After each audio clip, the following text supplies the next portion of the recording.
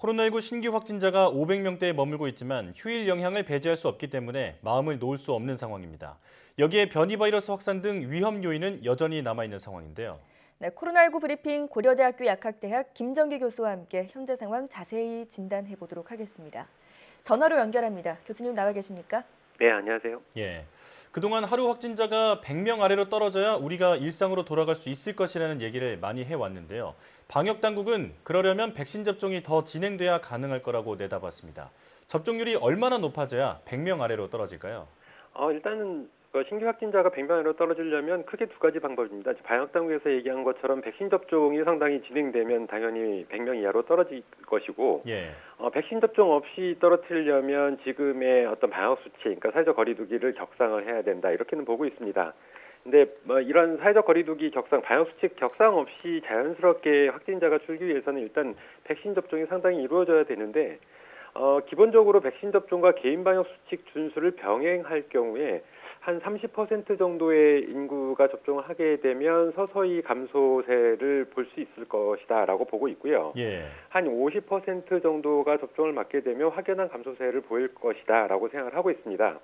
여기에 한 70% 정도가 접종이 이루어지면 팬데믹 종식 수준에 서서히 도달하기 시작할 것이다라고 보고는 있는데, 제 개인적으로는 일단 기본적으로 불가피하게 백신 접종을 맞을 수 없는 사람들 빼놓고는 예. 전 인구 100%에 가까운 사람들이 접종을 적어도 한 사이클은 이루어져야 된다라고 판단을 하고 있거든요. 예. 여기서 얘기한 한 사이클이라고 하는 거는 얀센 같은 경우는 1회 접종이기 때문에 1회만 접종을 하면 되고, 나머지 백신들은 2회 접종으로 우리가 접종을 맞아야 되기 때문에 2회 접종을 얘기하는 겁니다. 여기에 추가적인 3차 이상의 접종을 차치하고 기본적으로 계획되어져 있는 이 원 사이클이 거의 전 국민의 100%가 이루어져야지만 팬데믹을 종식을 시킬 수가 있다라고는 보고 있거든요. 그래서 예. 이런 부분들은 어떤 수치에 대해서는 전문가들마다 다소 차이는 있습니다만 지금 말씀드린 이런 30%, 50%, 70% 또는 원 사이클 이 부분이 제가 생각하는 어떤 시나리오다라고는 생각하고 있습니다. 네,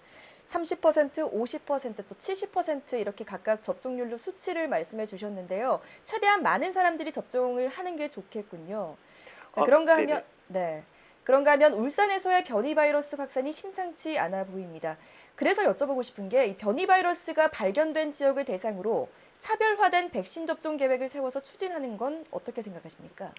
글쎄요, 울산과 같이 대표적으로 변이 바이러스 확산세가 보이는 지역을 백신 접종 우선 지역으로 지정하자라고 하는 부분을 말씀하시는 건지 아니면 또 다른 의미를 말씀하시는 건지 정확히 판단은 안 됩니다만 어찌됐든 간에 어느 방향이든 간에 현재 우리에게 여러 가지 옵션을 지정할 만큼 그런 백신에 있어서 특히 도입 물량에 있어서 여유가 있느냐 이 부분을 좀 따져봐야 됩니다. 예. 근데 현재 우리나라에 지금 도입돼 있는 백신 물량은 굉장히 제한적이고 충분치 않거든요. 그렇다 보니까 울산과 같이 이렇게 변이 바이러스 확산세가 보이는 지역을 백신 우선 접종 지역으로 지정을 하더라도 접종할 수 있는 백신이 없습니다. 그리고 이 부분은 전 국민적인 또 형평성도 맞지 않고요. 네. 또 다른 측면으로 보면 그럼 울산만 지금 변이 바이러스 문제가 심상치 않은 것이냐? 저는 그렇지 않다라고 보고 있거든요. 네. 아직 다른 지역도 확인이 안 됐을 뿐이지 다른 지역으로도 전국적으로 소리 없이 변이 바이러스가 점차 확대되고 있다라고 보고 있고 이미 상당 부분 확대되어 있을 가능성도 있습니다. 그래서 향후 한두 달 후에는 다양한 지역에서 이런 지금의 울산과 같은 변이 바이러스 문제가 계속 불거질 가능성이 굉장히 높다 이렇게는 보고 있습니다. 예. 네. 어떤 방식이든 지역을 구분해서 백신 접종을 진행하는 건 바람직하지 않다 이렇게 정리할 수 있겠습니다. 백신 접종 후 사망 사례를 분석한 결과도 눈길을 끌고 있습니다. 사망 사례 67건을 분석했더니 평균 연령이 70대 중반이었고 평균적으로 기저질환 3개를 가진 것으로 나타났는데요. 어떤 점을 주목해야 할까요? 일단 여기서 가장 주목해야 될 부분은 일단 그 백신 접종 후에 사망된 대부분의 사례들이 백신과의 인과성이 인정되지 않았다라는 부분이거든요. 네. 그 가장 대표적인 이유는 일단 앵커께서 말씀하신 것처럼 평균 연령대가 75.9세로 굉장히 높다, 고령이다. 예. 기본적으로 기저질환 3개 정도는 가지고 있다라는 부분이기 때문에 이 부분이 백신 접종에 의해서 사망했다라기보다는 일단 기본적으로 고령이고 기저질환이 있기 때문에 자연스럽게 사망했을 가능성이 많다라고 보는 견해인데 글쎄요, 지금 각 사례에 대한 정확한 상황이, 그러니까 의료 정보이다 보니까 확인이 불가능해서 정확히 판단할 수는 없습니다. 네. 근데 일단은 기본적으로 예방접종 피해 조사반의 심의 결과에 일정 부분은 맞을 수도 있고 아닐 수도 있다라고 보는데, 그럼 어떤 부분이 아니냐라고 하는 부분이거든요. 예.